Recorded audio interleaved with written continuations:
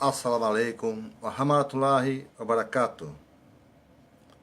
Deus seja louvado, aquele que nos entregou a sua graça e a sua misericórdia ao exortar-nos a amar e a seguir o profeta Muhammad e sua descendência purificada. Eles são considerados as luas iluminadas, as estrelas brilhantes e os alicerces do conhecimento e da sabedoria.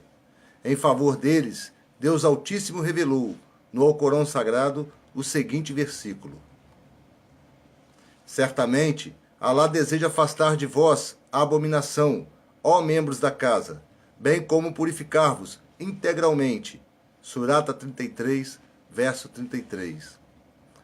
Deus o Altíssimo considerou que a recompensa neste mundo para o seu mensageiro é o amor a esta descendência sagrada no Alcorão Sagrado. Ele, o Altíssimo, diz: Isto é o que Alá anuncia para os seus servos crentes, que praticam o bem. Disse-lhes: Ó profeta Muhammad, não vos exijo recompensa alguma por isto, senão o amor à minha linhagem. Surata 42, verso 23. Louvado seja Deus, aquele que nos deu a capacidade e habilidade de conhecer o candeeiro da orientação e a nave da salvação, ó Imã Hussein, filho de Ali, que a paz esteja com ambos. Ele, o Altíssimo, nos ordenou que revivêssemos a sua recordação e lembrássemos todos os anos sua tragédia justa de martírio em Karbala, no dia da Ashura. Esta celebração anual é uma homenagem de todos os fiéis muçulmanos em respeito ao islamismo e em solidariedade à mesma família do profeta. Constitui-se consolo ao querido santo profeta Muhammad, que a paz esteja com ele e sua purificada família. A seguir, mencionamos alguns textos sobre a celebração da Ashura. Eles trazem informações sobre o levante do Imã Hussein em Karbala, contendo observações sobre os seguintes assuntos e as seguintes características: concretização do relacionamento emocional humano e moral do Imã al-Hussein, considerar o Imã Hussein como um exemplo humano. Estes textos detalham alguns incidentes que aconteceram em Karbala e explicam, especialmente para os adolescentes e jovens, as ligações entre estes incidentes e os valores educacionais que devem ser observados e praticados pelas gerações atuais e próximas. Estes textos não possuem uma linguagem clássica e complexa, que sobrecarregue a mentalidade dos jovens e adolescentes. Não será explicada a revelação do Imã al-Hussein em Karbala de maneira puramente trágica, chorar só por chorar. Confiamos que o Imã al-Hussein levantou-se contra o governo injusto e hipócrita da sua época, com o objetivo de restaurar a ordem na nação islâmica. São textos de linguagem simples para que nossos jovens possam alcançar e compreender o que aconteceu neste incidente.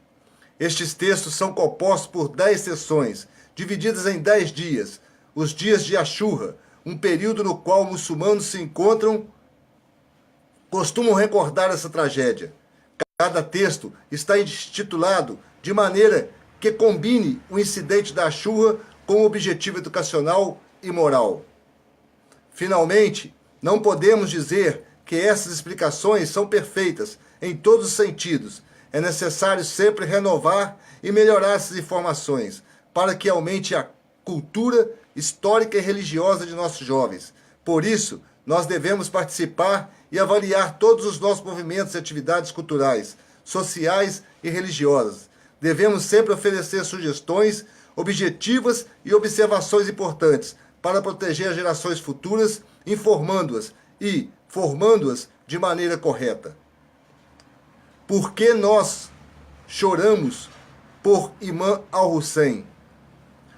Nós, muçulmanos xiitas, todos os anos, no início do primeiro mês do calendário lunar islâmico, Muharram, realizam reuniões de luto e tristeza, nas quais vestem-se de preto e choram por causa do Imã al-Hussein.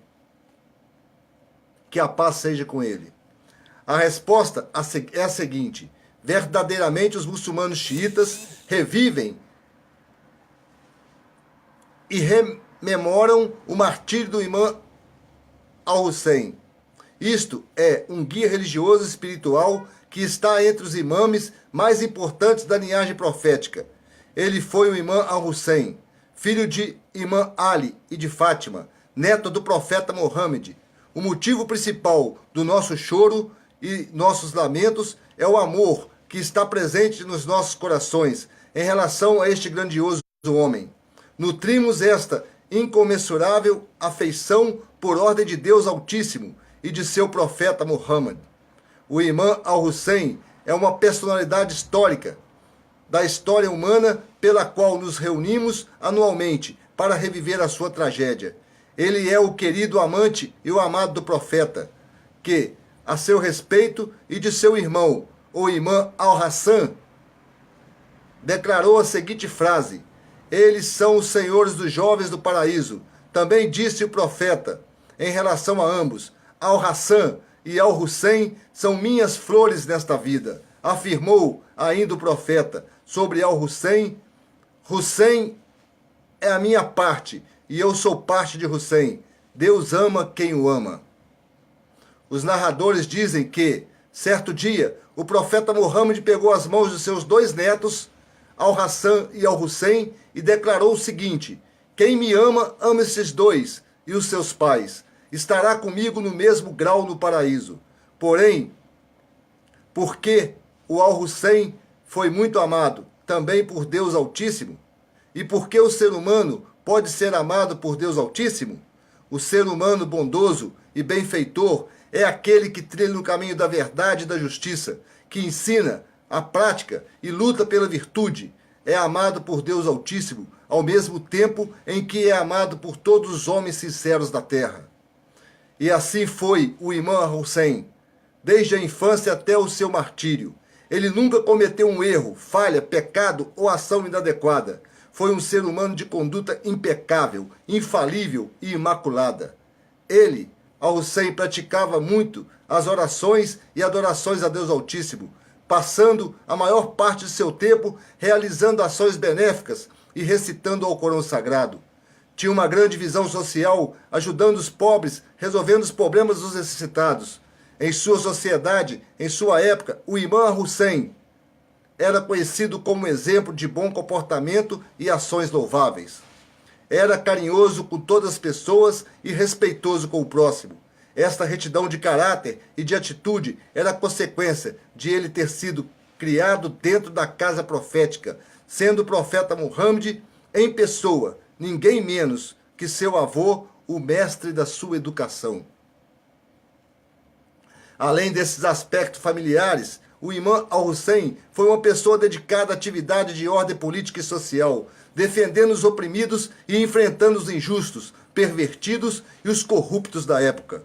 Por isso, ele levantou contra os desviados, governantes injustos e hipócritas na nação islâmica, sacrificando a sua alma e as almas de seus companheiros e familiares na defesa da verdade, da justiça e na defesa da verdadeira mensagem islâmica. Ele, o imã al-Hussein, não suportou a injustiça e a corrupção praticadas pelos governantes desviados de sua época. Por isso levantou-se para restaurar a ordem religiosa em suas dimensões espirituais, sociais e políticas na nação islâmica. Seus amigos e irmãos queridos, o nosso profeta nos indicou o imã Hussein para ser o exemplo vivo da religião islâmica. Ele foi o portador da responsabilidade de protegê-los e preservá-la em todos os seus aspectos, levando a humanidade assim a trilhar os caminhos da felicidade, bondade e correção. Qualquer homem que possui essa característica humana e religiosa merecem ser amado, respeitado e homenageado por todos os seres humanos. A recordação deste homem e de seus grandes feitos deve manter-se viva e ativa em todos os lugares e tempos, porque o imã Hussein representa de maneira venerável todos os mais elevados e caros valores humanos. A triste mensagem: os pobres costumavam ir à casa de imã Hussein para buscar o seu auxílio na satisfação de suas necessidades espirituais e materiais. Ele era detetor de grande qualidade moral e seu olhar tornava-se especialmente enternecido quando se dirigia aos rostos dos pobres. No momento em que estes ocorriam a ele pedindo sua ajuda, o imã al-Hussein não gostava de ver alguém aflito com a humilhação da necessidade, mas tampouco apreciava a ostentação. Por isso, quando ele fazia alguma doação aos pobres, ele entregava por trás de uma porta, para que seu rosto não aparecesse. Depois do incidente de Karbala, veio um homem e bateu na porta da casa do imã al-Hussein, pedindo ajuda. Neste momento, saiu uma mulher e perguntou: ó Senhor, o que desejas? Ele a cumprimentou e perguntou: onde está o imã al-Hussein? Ela respondeu: ele estava ausente. Ele perguntou: onde está al-Abbas? E ela tornou a responder: ele está ausente. Então o homem indagou: onde está al-Akbar? Ela respondeu novamente que estava ausente. Então ele perguntou: quando eles voltarão? Neste momento, aquela senhora começou a chorar de uma maneira muito dolorida, porque não queria dizer que eles nunca mais voltariam, pois haviam tornado-se mártires sobre as areias de Karbala.